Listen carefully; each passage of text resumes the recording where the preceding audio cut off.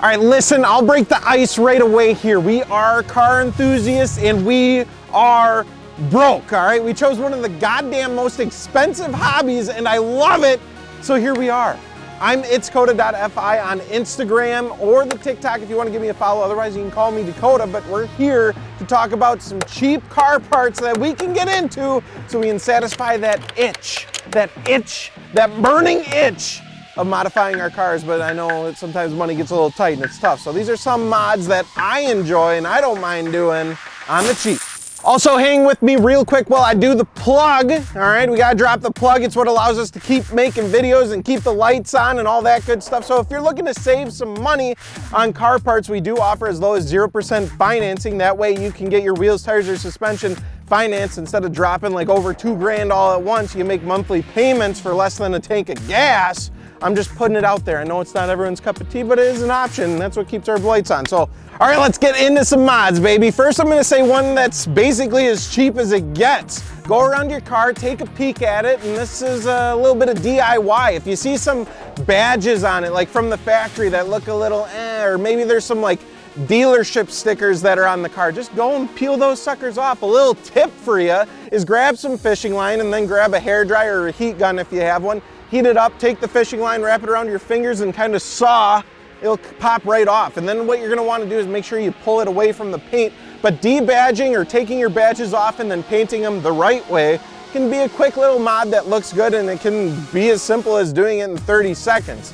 And then if you take some Goo Gone and there's some leftover adhesive, that will roll right off. You can sometimes just roll it off with your finger too. So that's a quick, easy one that doesn't cost like anything. I'm personally a fan of trying to remove as much chrome as I can off the car and vinyl wrapping it. It's something you can do yourself with a little patience and just paying for the vinyl, which keeps it pretty dang cheap. By the way, order a little bit more than what you need because you're probably gonna mess up a couple of times, and that's okay. That's just the nature of the beast. I won't tell anyone, all right? Also, what ties into this and is cheap for the most part is cleaning your car up a bit. Not like with soap, but like by replacing the broken parts or ones that haven't lived up to the test of time. For example, I daily drive my Jetta VR6. It's a Volkswagen, so you already know it has a bunch of issues. But the plastic piece where the window switches were was broken and cracked. So I did a little Google and I was able to find the part for cheaper than I was expecting. I replaced it in about 30 minutes by taking my door panel off, popping it in there, bada bing, bada boom. It's glorious, it looks beautiful. I touch it every single time I get in the car and it's just nice and it was easy to do. I know it's not as flashy as getting some crazy exterior parts or something like that, but fixing things that are broken just cleans up the car as a whole and looks nicer, so it's worth doing. It's the small wins sometimes, and accomplishing little fixes like that can really make you just feel all good and warm inside. Kind of like once you got your skills to the levels needed and finally unlocked Monkey Madness so you could get your Dragon Scimitar.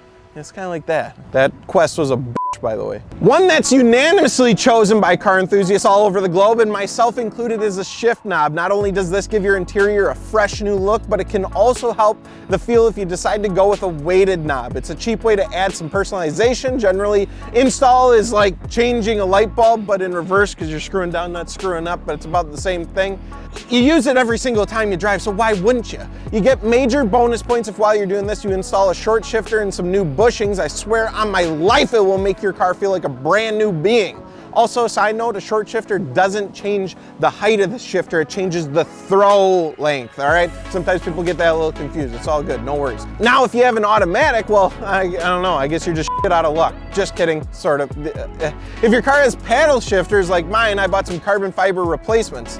They don't only look better, but are a bit longer, so my cute little sausage fingers can conveniently caress the paddle and shift me into the next gear, graciously bringing me to the speed limit, of course. So that's something you can look out for too. All right, next up is a little performance, something to suck air a little harder, you know what I mean? I'm talking a cold air intake, baby, or ram air, whatever floats your goose, you know? Smelling what I'm stepping in? Huh? Also, a quick side note, we will be offering performance parts like intakes and exhaust real soon, so keep your eyes peeled. That's pretty exciting stuff. We're stoked about it. Intakes generally are pretty cheap unless you get the full carbon fiber ones, which I generally gravitate towards, but I can't help it, it's just an addiction. But if you go with the classic piping, it can be affordable and can be an easy install. Seriously, Gels and I did my Civic Si intake install with a Swiss Army knife. I'm not bullshitting you, go watch the damn video, Kevin. But guess what? This will be a good addition on a naturally aspirated car, but it will be a life changer on your boosted car. Not only a life changer, but maybe even a pants changer. The noises your car will make, breathing in all that high quality oxygen and spitting back out will have you squealing like me when I found out there was collectible trading cards that have cars on them. Nerd, I know, but it was sick. It can help the performance of the car, it can help the MPG, but most importantly, it will help your fun factor. Go do this at your earliest convenience. Slap an intake on, it's easy and makes you enjoy your car more. So we've talked a lot about going on the interior and updating that, you know, stuff under the hood, but let's get back to the exterior. Underglow, yeah, I said it, who cares? Maybe putting lights under your car is a very early 2000s thing, but I don't give a shit because it looks cool. Back in the day, I had these huge tubes, they were massive, and they had like this weatherproof casing around it on the bottom of my PT Cruiser that I self-tapped them into. But nowadays, they make the slimmest LEDs that can change any color under the sun, and they're super easy to install. They're slim, they're pretty. Obviously, it's super noticeable once it's on your car, but one thing is the cops really don't like if you put on red or blue. I don't know how they managed to do it, but they now own those colors. We can't have them, so don't use the red or blue while you're driving. All right, next up, I'm gonna say lowering springs. Now, if you're like me, I know you're gonna wanna drop the car nice and low and get that spicy fitment, but coilovers or air suspension can be pricey. It's expensive nowadays. Lowering springs have gotten a lot more popular due to newer cars coming with electronic damping, and lowering springs can obviously retain that, where sometimes for coilovers and air suspension, you have to buy cancelers and you're spending extra money and then it doesn't have the active damping. So lowering springs are like a happy medium for that. Newer cars do kind of be wildin' with all the new electronics in them, but a lot of newer cars can pull off the subtle drop well. Jake Spence, that works here, has lowering springs on his M3 and the thing looks f***ing gorgeous. It's right there, it's next to my Supra. Not only that, but you can check out all different brands like H&R and Eibach and more over at fitmentindustries.com. I snuck in a second plug because I was feeling in a silly, goofy mood, you know, so I got you. But what are some of your favorite car mods? Let me know you made it this far in the video by dropping a comment with a taco emoji on the end of it so you can confuse all the people who stay for the first minute and then go back to TikTok. And don't forget to subscribe. That really helps us, it helps the video, and it lets more people see it. So if you can do that, we would appreciate it. And then you also won't miss any of the content we're uploading because we upload a lot. All right, PS side note, one of my favorite installs as of recent was my floor mats in the Supra.